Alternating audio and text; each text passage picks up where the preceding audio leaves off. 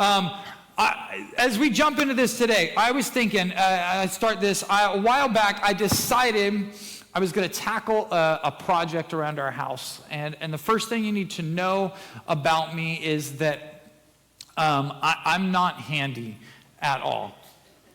Okay? But in my head, I'm like, my wife said, I'm running out of, all your coffee stuff is running out of space. We can't put it on the counter anymore, so you got to figure something out. And I was like, well, I need coffee. And so I was like, I'm going to create a coffee bar. And so I went on YouTube and was like, that looks easy enough. I can do that. Okay? That is me. I'm not a handyman. Some of you are. Some of you just already thinking in your head, and you can build a deck. You can remodel a kitchen. You can fix a transmission before lunch.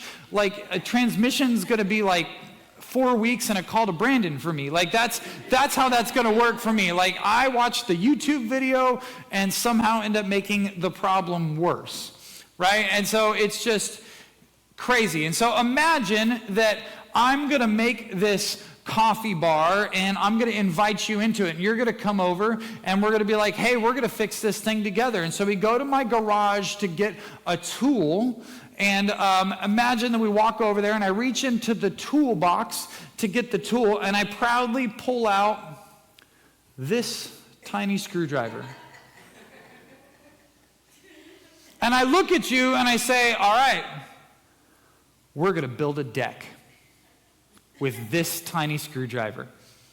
Yeah. Right? There's a bunch of you that are just going to laugh already. Just laugh in my face, and that's fine. Let's go build a deck. Some of you are going to go find your own tools. Most of you are probably going to leave at that point in time. This is a little bit crazy. You'd look at me if I had lost my mind. I think we're going to need a few more tools than that, Pastor Chris. We can't do it with just a screwdriver. Nope. That's all we got. We can do this. We got a screwdriver. Nobody in their right mind is going to build a deck with just one little tiny screwdriver. It's just not going to happen. But I think sometimes we think that's exactly how God works. Okay? Hang with me for a minute. We assume that he's asking us to build something impossible with almost nothing. Right? We think God, if I just had a little bit more experience, if I just had more tools, if I just had more time, more money, then you could really use me. If I had more than just a screwdriver, God, then I would build you a really big house. And then we start believing sometimes that what we have isn't enough, and we start playing this comparison game, and most of us don't feel like we're carrying a full toolbox. Maybe some of us feel like we're just carrying a screwdriver. I don't know if you've ever felt like that. Everybody around you seems more talented, seems better at it than you. Everybody has a full toolbox, and you're like, how am I supposed to do this? They can just do it. They can sing. They can teach. They know the Bible better than me. They're more outgoing. They have more kids than I do. They make more money. Their marriage looks so much easier than mine. They're just let them do it. And we kind of have this thing that we wait. They're a natural leader, and we quietly convince ourselves that God could never use someone like me. And we have good intentions, we want our lives to matter. We want God to use us, but somehow we keep telling ourselves, well, someday when life slows down. Anybody ever find out when that happens? I don't know. Someday when life slows down, someday when I have more time, someday when I'm more confident, when I have more skills, and simply I'm just going to be, but what if Jesus is inviting us to stop waiting and simply just being faithful with what he's put in our hands already? That's why we've called this series Live the Story. Live the story. Jesus never intended his followers to simply just admire his teachings. He intended us to live with them, to live them out. To every week, we've been asking kind of the same question. What does life look like on a Monday? Right? How do I live this story out? How do I not just listen to it and be like, oh, pastor, that's nice, that's cool, I'll come back next week. But how do we like live it out? Not just like learn about it, but how to actually do something with it. Because Jesus didn't just tell parables so people would admire them. No, he told parables so people would live them out. So their lives would be changed. They weren't meant to just inform us. They were meant to transform us. And today's no different. Today's no different. Jesus, he's only a few days away from the cross in today's parable. He's preparing his disciples for what life is going to look like without him. Okay, he knows what's coming. He knows the cross is coming. He knows he's going to ascend in heaven, then he's going to be gone. He's going to be gone after he raises from the dead. And so he's trying to prepare his disciples for what life looks like without him. And he's answering this question like, okay, how should we live while we wait for Jesus to come back? And that's what today's parable is all about.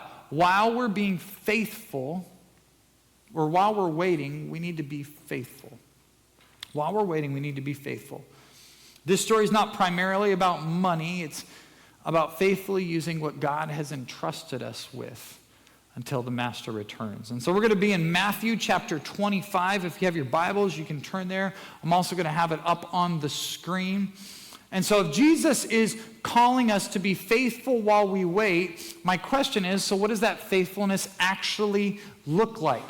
How do we actually live that out in today's life? And Jesus answers this question with a story. This parable. Before we think about what we're supposed to do, we need to first recognize what God has already done, which leads us to our first thought of today. See what you've been given. We have to be able to see what you've been given. Matthew 25, verse 14 says this, again, the kingdom of heaven can be illustrated by the story of a man going on a long trip. He called together his servants and entrusted his money to them while he was gone. He gave 5 bags of silver to one, 2 bags of silver to another, and 1 bag of silver to the last, dividing it in proportion to their abilities. He then left on his trip.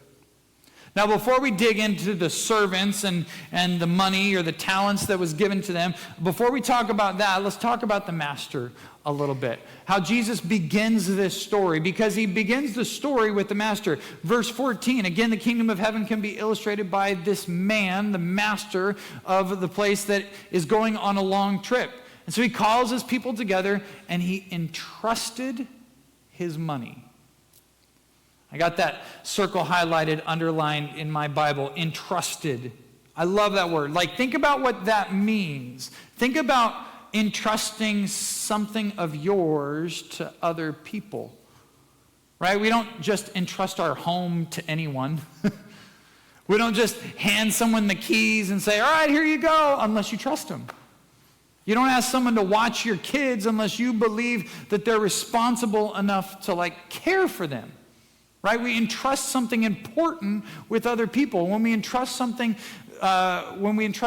with something valuable, you're saying, I'm placing something important in your hands. You need to pay attention to this. And that's what the master does here. He entrusts his servants with something that belongs to him. Not because they earned it, not because it was theirs, but because he chose to put it in their hand, because he trusts them. And then Jesus says something important. He says, my version says he gave 5 bags of silver to one, 2 bags of silver to another, and 1 bag of silver to the last, dividing it in proportion to their abilities. Each according to his ability. The master wasn't random in handing out the money. He wasn't playing favorites. He knew each servant personally, and he knew exactly what each one could handle. And he gave intentionally. See, your version may say a different word than silver. It may say talents. He gave 5 talents, 2 talents, 1 talent. You may say that. A talent, it's interesting. I like that one a little bit better than bags of silver. A talent wasn't an ability like we think of today, right? It's not like Elijah up here and he's got an amazing talent. That's not what we're thinking about today, even though that is so true and you're amazing, bro. Like, it's awesome. But a talent here, it's a unit of money. It's actually an enormous amount of money. And that kind of changes the meaning of this when we think of the last servant. I kind of miss this sometimes. Even the servant that received 1 talent was entrusted with an incredible amount of money. I think growing up, I had bags of silver in my head, or bags of something in my head. And like, I pictured this and what the servant does with it. Like, people walking around with sacks of money. That's how I pictured this. But this is so different. A single talent was worth years and years of wages. The servant with 1 talent, he wasn't overlooked. He was trusted with something incredibly valuable. It's not a coin, it's a huge amount of money. In Jesus' day, 1 talent is worth about 20 years of wages. Okay, this is a huge amount. And so if we were to kind of put that into today's terms, it could be somewhere in the ballpark of like $600,000. 1 talent. I'm going to trust you with $600,000. That changes the story a little bit. It's not just this little thing. Even the servant with 1 talent wasn't handed a little. He was handed much. He was entrusted with an incredible amount, something that was precious. Which means this story really isn't about who got the most. It's about what each servant did with what they had. And I think it's important because I think so many of us can spend our lives looking at what someone else has. If you got a cell phone and a social media app at all, there's apps all over the place that show you what everybody else has. I mean, that's what Instagram is based off of. It's this thing of this comparison trap. We're comparing, right? Why are they more talented? Why do they have more opportunities? Why do they have that platform that they got? Comparison, it has this way of making us overlook what God has already placed in our own hands. Because here Jesus never actually compares the servants. He simply just says the master entrusts them with something. And so the question isn't, what do I wish I had? The question is, what has God already entrusted me? Maybe it's an ability to encourage people. Maybe it's your generosity. Maybe it's leadership. Maybe it's your home, your story, your time, your influence at work, your actual talents. See, every one of us has been entrusted with something. Maybe it's not $600,000. But God has entrusted you with something. No one has been overlooked. No one has been forgotten. No one has been left out. God is asking you to have more. He's asking you to be faithful with what he's already placed in your hands. And so now the question becomes, what are we going to do with it? And so our second thought today is to use what's in your hands. We got to be able to use what's in our hands. It says this in verse 16. It says, the servant who received the 5 bags of silver began to invest the money, and he earned 5 more. The servant with the 2 talents also went to work and earned more. But the servant who had received 1 bag of silver dug a hole in the ground and hid his master's money. After a long time, his master returned from his trip, and he called to him to give an account of how they used the money. And the servant to whom he had entrusted 5 bags of silver came forward with 5 more and said, Master, you gave me 5 bags of silver to invest, and I earned 5 more. The master was full of praise. Well done, my good and faithful servant. You have been faithful in handling this small amount, so now I give you many more responsibilities. Let's celebrate together. And Jesus continues with the story. The servant who had received 2 bags of silver came forward and said, Master, you gave me 2 bags of silver to invest, and I've earned 2 more. The master said, "Well done, my good and faithful servant. You've been faithful in handling the small amount, so now I give you many more responsibilities. Let's celebrate together." The first two servants did something super simple. Super simple. They used what they had been given. They used it. That's it. They didn't complain that they didn't receive more. The servant with 2 talents didn't wish he had 5. The Bible just says he used it. The one with 5 didn't ask for 10. They simply just take what the master entrusted them with, and they used it. And that's what I think faithfulness looks like for us.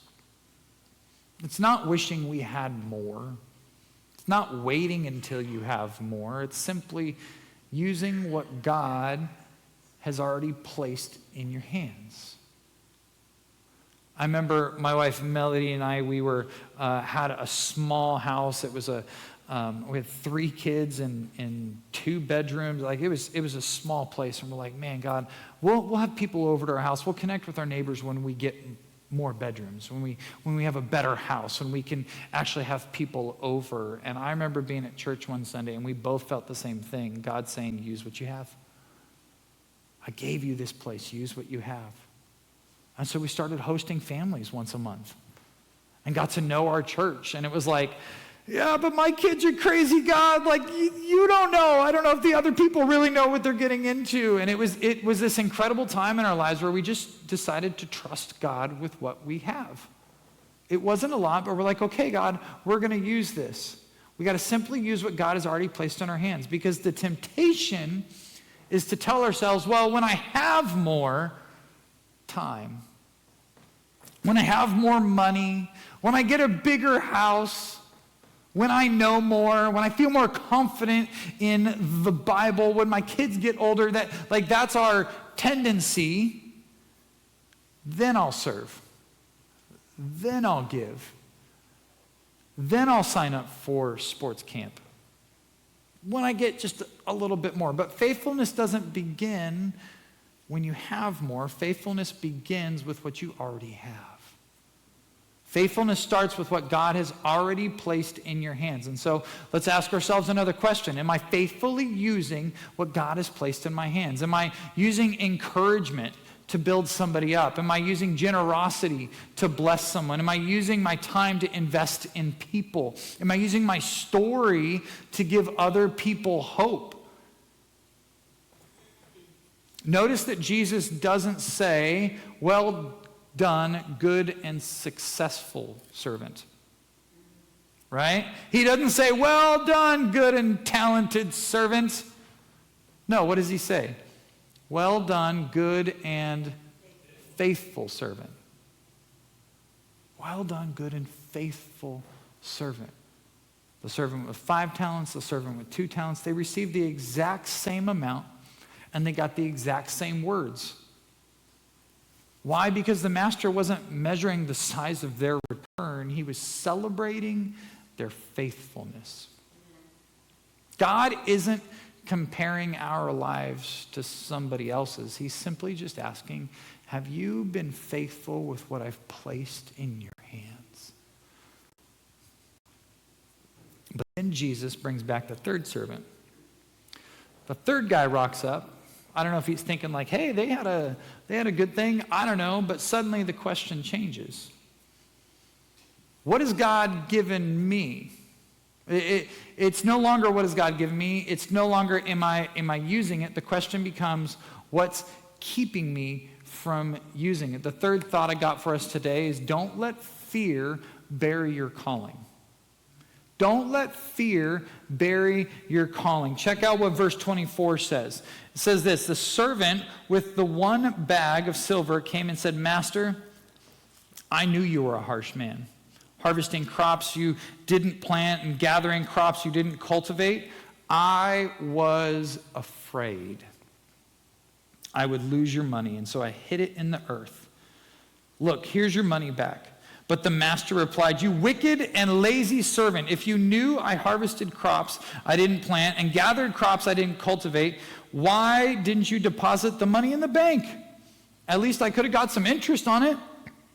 Then he ordered, take the money from this servant and give it to the one with the 10 bags of silver.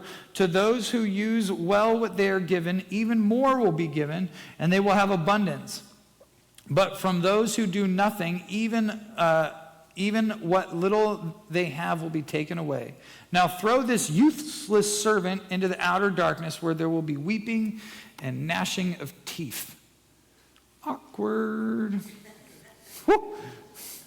We'll hit that in just a second. Okay, the third servant rocks up with his money. And he says, here you go. And he was afraid. He was afraid. Fear drove him. The others seemed to be like, I'm going to go invest this. I'm going to use what I have. I got this.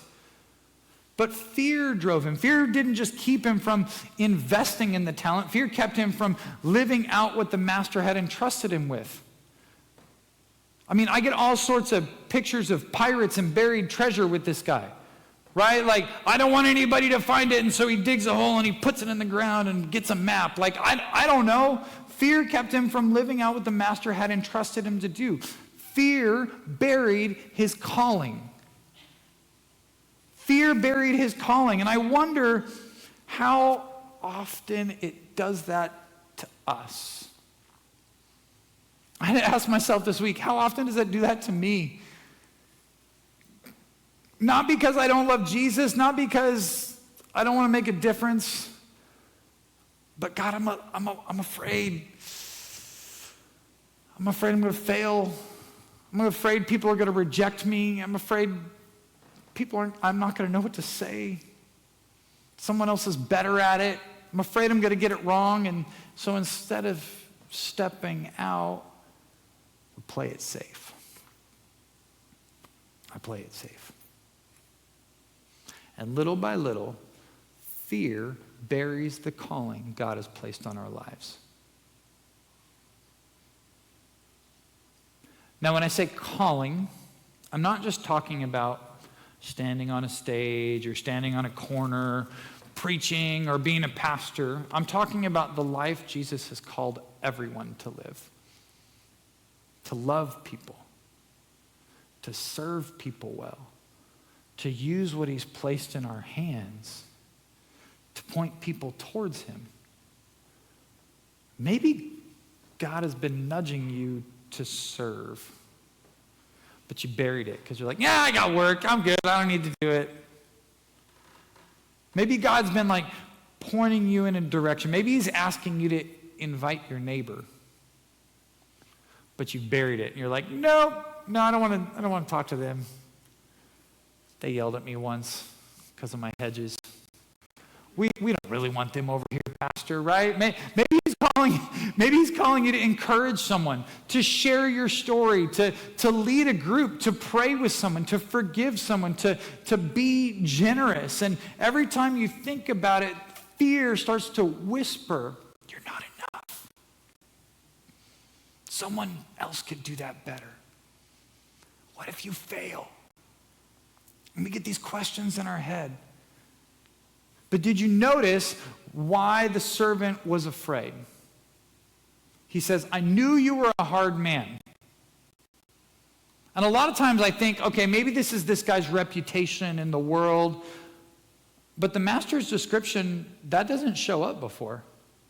That wasn't the master's description in the beginning of the story of what Jesus said. That was the servant's perception of the master. He had the wrong picture of the master. He believed the master was impossible to please, so fear kept him from being faithful. And I wonder how many times that we've believed something about God that he never said. Oh, I'm not going to do it because I'm going to disappoint you, God. Oh, I've messed up too much. Oh, you'll never use somebody like me. God didn't say that.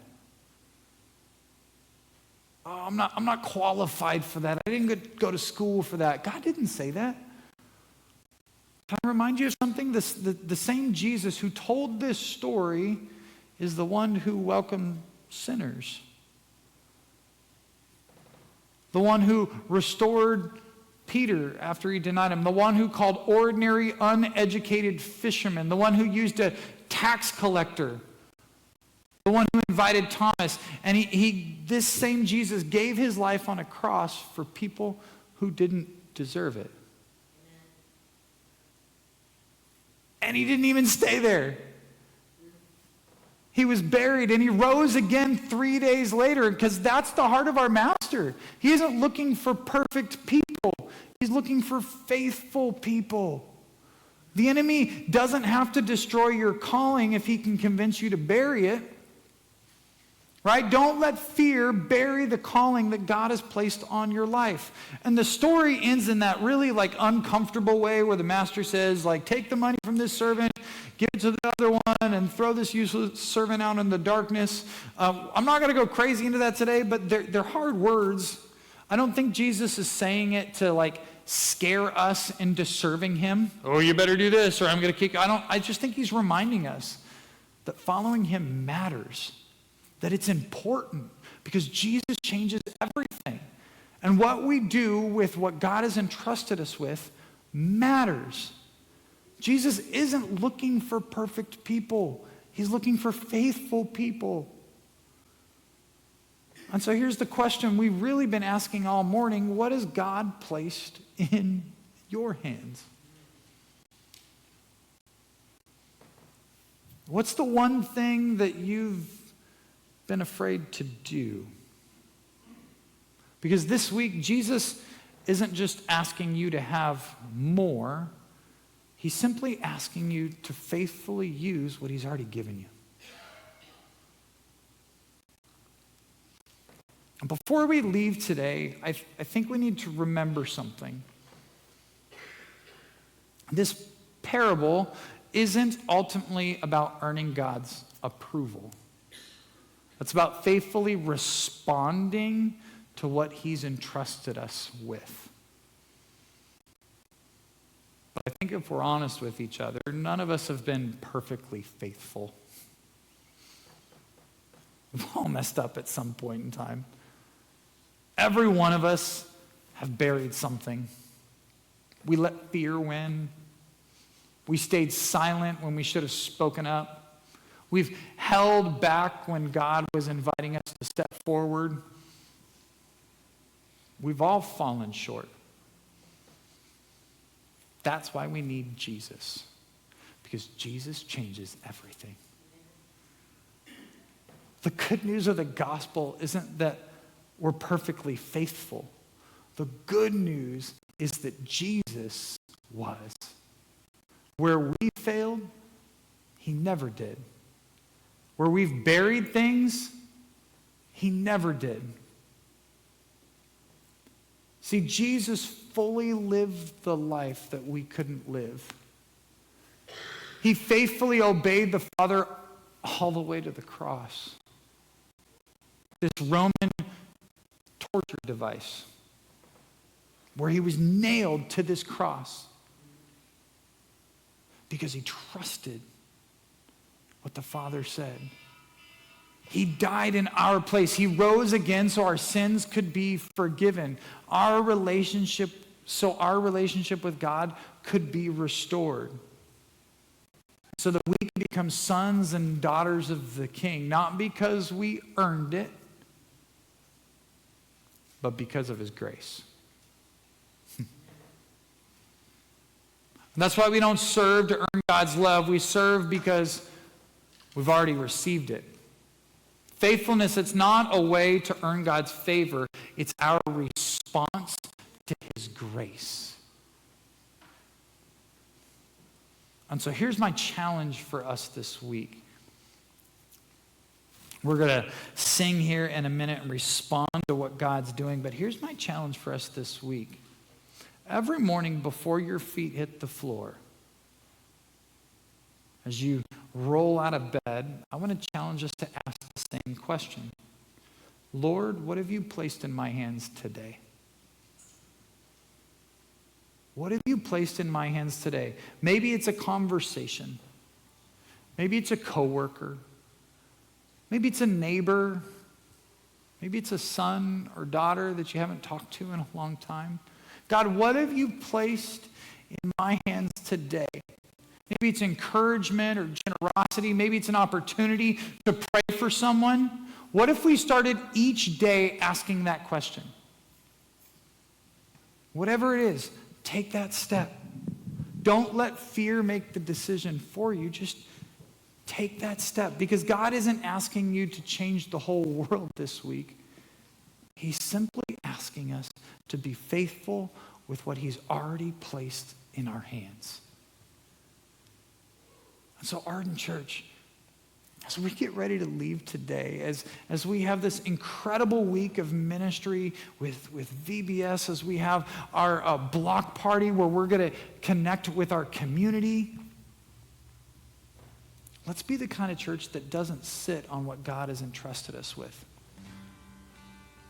Let's be the church that uses our gifts, our homes, our stories, our influence, our generosity. Let's be the church that uses every opportunity that God places in front of us. Because God doesn't need our city doesn't need a church full of people wishing we had more. No, our city needs a church full of people who are faithfully using what God has already given them. And so let's be that church this week. This week when you walk into your workplace, this week as you walk through your neighborhood, your school, your home, walk with eyes wide open.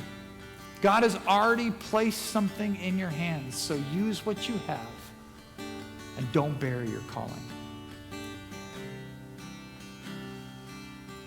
We're going to sing this song, and I want us to remember that everything we have, our salvation, our hope, our gifts, our calling, our purpose, every bit of it is a gift from God. We've been entrusted with so much. And so let's take some time and thank him for that. I thought that would be appropriate this morning. To just spend some time to respond with grateful hearts. To just thank him for what he's done for you and for me. God, we love you. Oh man, we love you. God, today we praise you and we thank you that you are our King. God, we thank you today that you've equipped us even with a screwdriver to do incredible work for you. And so God, I just say thank you.